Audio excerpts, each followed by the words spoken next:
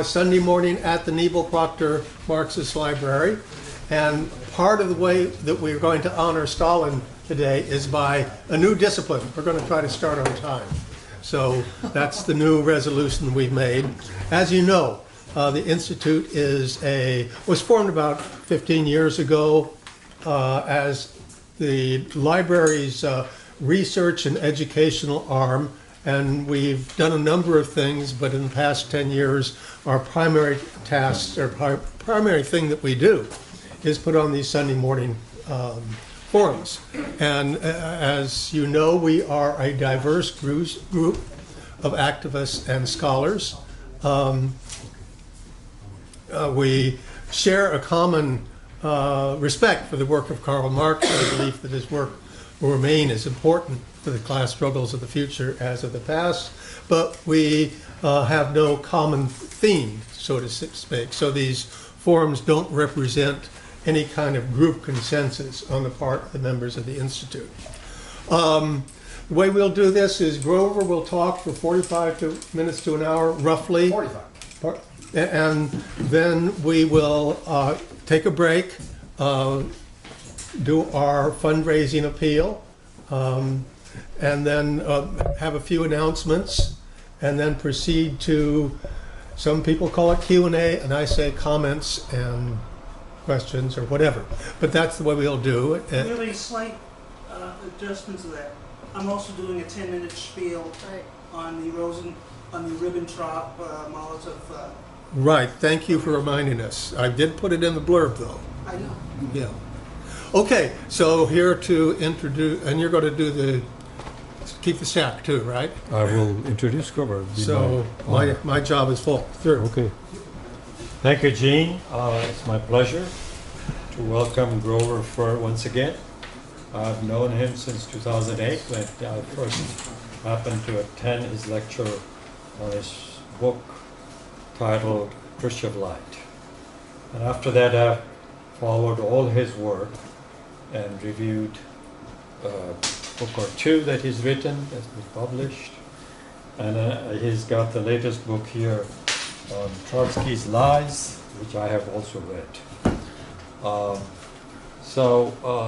I think for all those who are here, Grover really doesn't need an introduction. His subject today is on socialism. And I'll let him present what it is, but I know of three forms of socialism. One is Bernie Sanders' version. The other is Richard Wolff's version, which is on the internet quite a lot, which is I call syndicalist version. And then the third version is Stalin's socialism version. But rather than go into that, I give you the person who really knows. Welcome, Grover, to the Bay Area and to the library. Thank you. Thanks, Raj, for that very generous introduction, and thank all of you for coming today. I'm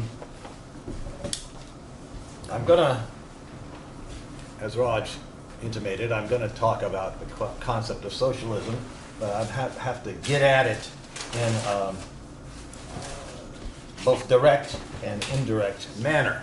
I'm also going to talk about Trotsky and Trotsky's Lies, because this is my most recent book, and it seemed only appropriate for me to have something to say about it. You know, these issues, these points are not mutually exclusive in any way. So let me just find the right pair of glasses here that I can focus on my paper, and then I will get started. I call this talk, maybe it's a little sensationalist, but I call it the most important historical discovery of our era. All right, that's why I called it, and maybe you will come to agree. I assume you all want to know what the most important historical discovery of our era is, so I'll tell you up front. It's the discovery that Leon Trotsky, Nikita Khrushchev, Mikhail Gorbachev, and all the anti-communist scholars and writers on Soviet history have been falsifying Soviet history.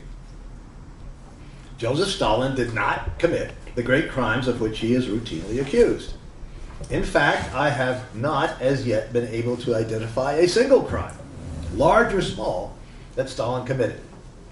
This fact forces us, those of us who want to know the truth about the history of the communist movement of the 20th century, to radically change the way we view Soviet and, in fact, world history. Okay, the anti-Stalin paradigm. Why do many people think that Stalin committed many crimes? What's the source of their opinions? The Soviet history establishment is a way of not knowing Soviet history. They are the legitimated authorities to whom teachers in schools and professors in universities, the news media, and the popular and semi-popular press turn for facts, so-called facts, about the so-called crimes of Stalin, about Stalinism and the horrors of communism. I call this the anti-Stalin paradigm. This paradigm is hegemonic. No dissent from it is tolerated in mainstream, legitimated Soviet historiography. It is also considered impermissible to disprove a charge of a crime of which Stalin has been accused, regardless of the evidence. We can see this taboo at work when, on rare occasions, lies about the Stalin period are disclosed as such. As a result of all of this, lies about Stalin pass unquestioned as truth. The discovery that the anti-Stalin paradigm is completely false, based on lies and lies alone, is of great importance to all of us who aim to replace exploitative capitalism with a just social order, which in the Marxist tradition, let us call communism. Until Nikita Khrushchev's infamous secret speech to the 20th Party Congress on February 25th, 1956, or certainly since the publication of the English translation of Khrushchev's speech in the New York Times on June 5th, 1956, until that time, the Soviet Union was regarded by millions, if not by billions, of people all around the world as a country where socialism had been firmly established under the wise leadership of Joseph Stalin. The cult around Leon Trotsky, never large, was shrinking. As a direct result of the publication of Khrushchev's speech and the books and articles that soon flooded out of the Soviet Union, accusing Stalin of more and more crimes and atrocities, at least one half of all the communists of the non-communist countries quit their parties within a couple of years. A crisis of leadership also broke out within the Chinese Communist Party. The Trotskyist movement took on new life worldwide, since Khrushchev and the publications he sponsored dovetailed with many of the accusations Trotsky had leveled against Stalin in the 1930s. Trotsky began to appear like a prophet, as the title of Isaac Deutscher's terribly dishonest 3-volume biography called him.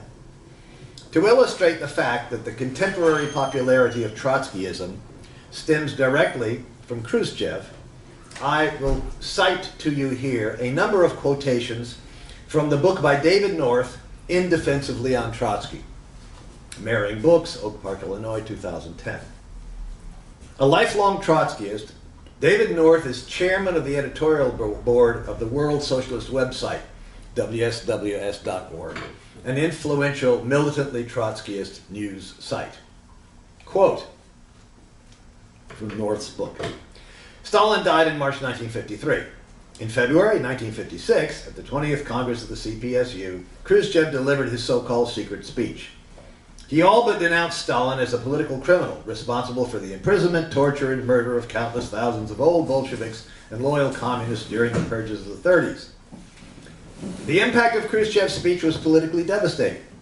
The unstated but inescapable conclusion that flowed from the exposure of Stalin's crimes was that the Moscow trials of 1936 through 1938 were a frame-up, and that the old Bolshevik defendants had been murdered. The thought that Trotsky was right haunted countless leaders and members of the Communist Party of the Soviet Union and associated Stalinist parties throughout the world. And if Trotsky was right about the trials, what else had he been right about?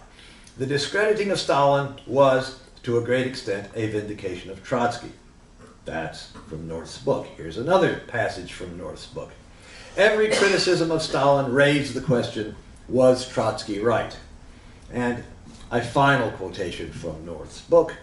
In February 56, Khrushchev's secret speech of the 20th Congress of the Soviet Union's Communist Party more or less admitted that Stalin was a mass murderer and vindicated the indictment issued 20 years earlier by the dictator's implacable opponent.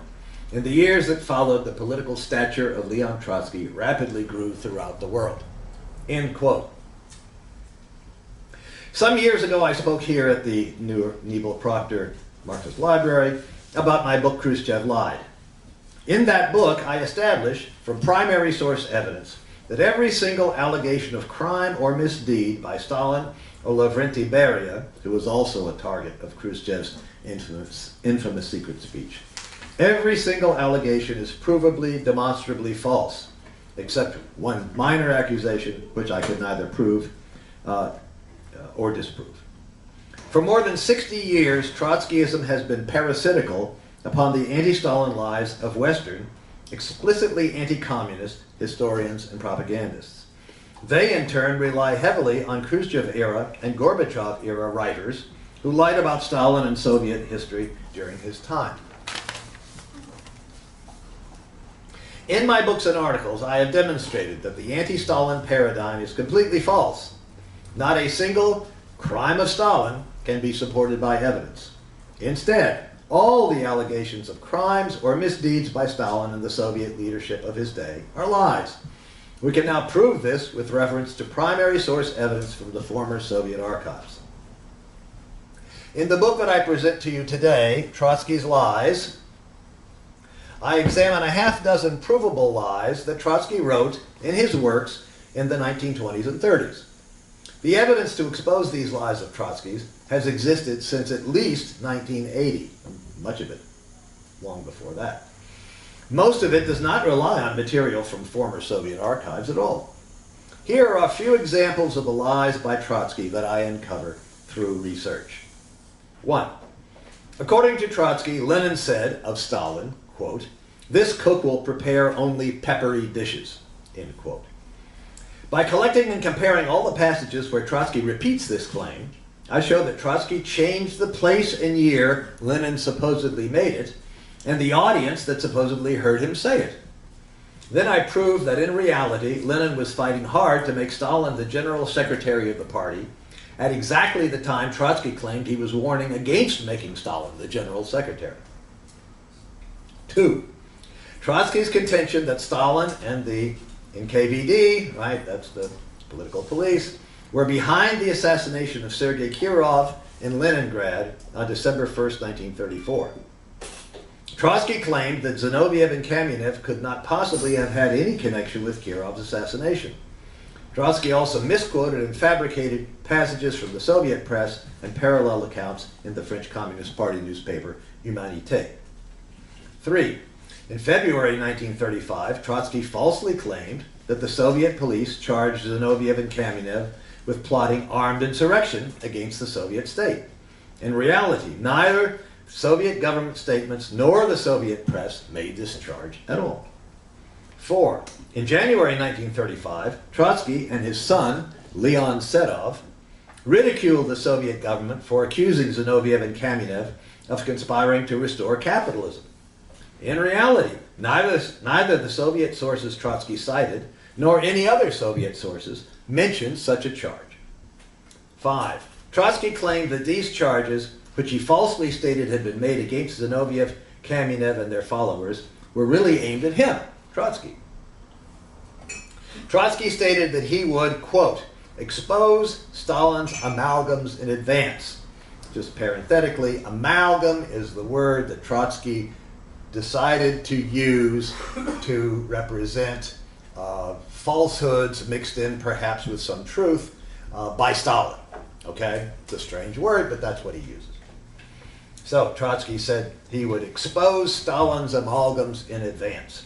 I discovered that he made this statement because he himself and his followers were in fact engaging in exactly the same conspiratorial and criminal acts that he claimed that Stalin and the Soviets were falsely accusing Zinoviev, Kamenev, and other oppositionists of.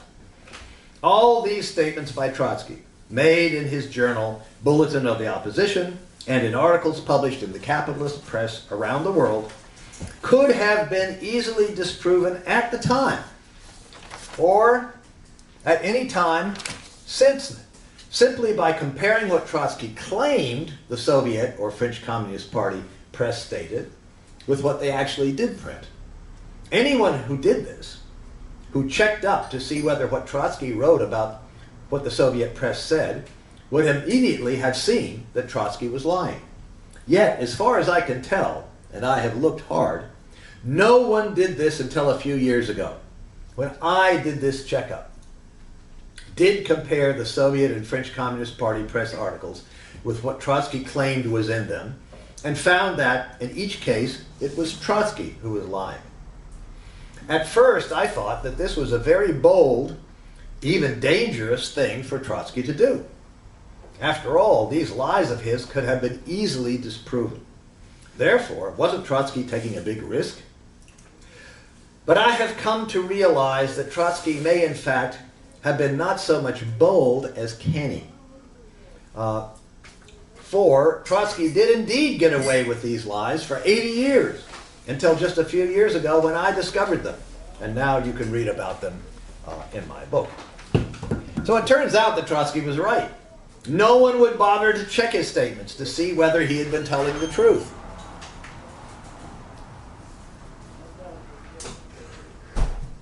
I called the first edition of this book Trotsky's Amalgams, because amalgam was Trotsky's word for what he said were Stalin's lies about the conspiracies, the charges at the Moscow trials, and so on.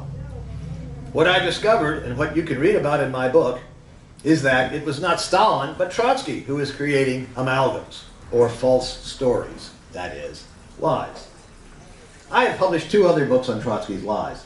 The Fraud of the Dewey Commission, 2018, that's here, and Leon Trotsky's collaboration with Germany and Japan, 2017. I don't have any copies of that here.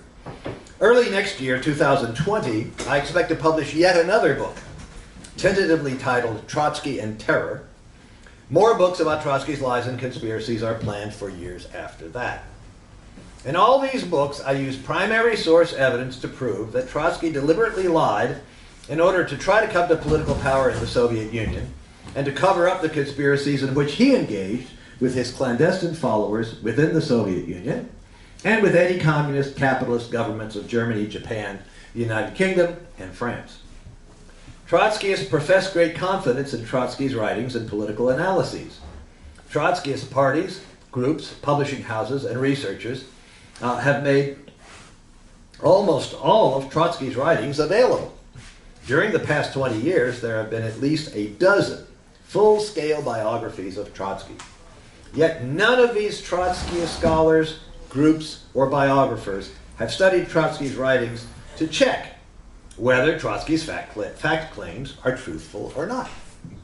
Not Trotskyists alone, but also anti-communist, pro-capitalist researchers simply ignore the evidence of Trotsky's lies. In the few cases where these lies are not ignored, they are minimized and excused, and their implications for Trotsky's activities and other writings are either denied or ignored.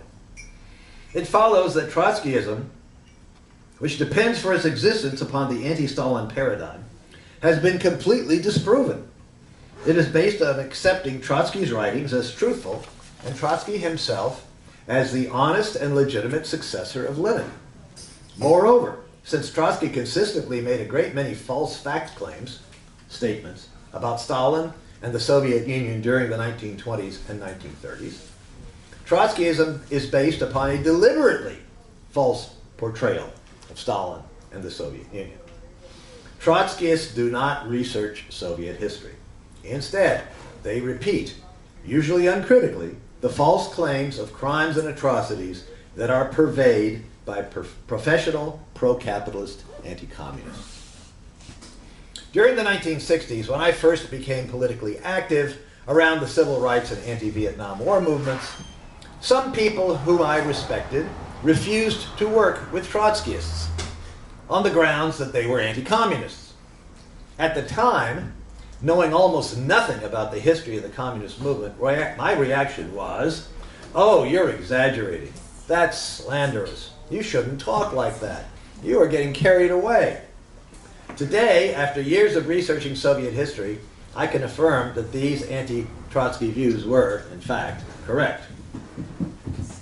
Today we can prove that Trotskyism consists in nothing but A, Trotsky's lies, and B, vicious anti-communist lies copied from overtly pro-capitalist, pro-imperialist, anti-communist sources. Now a little bit more about this anti-Stalin paradigm.